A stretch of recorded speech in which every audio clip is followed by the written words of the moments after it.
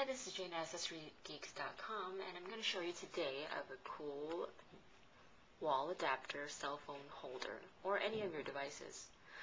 So how it works is, this plastic thing goes over your wall adapter.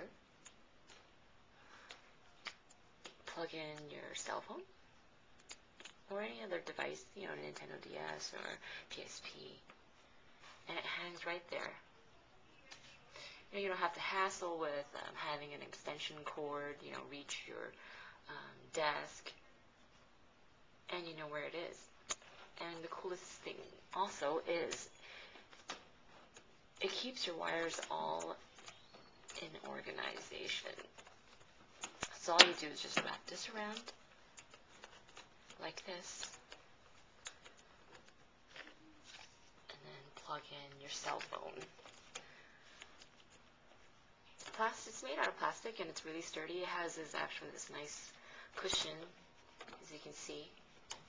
It won't scratch any of your cell phones, and it holds steady there. So when it's done charging, you're ready.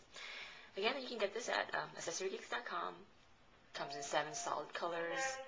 It's easy to use, and it's durable. Thank you for watching.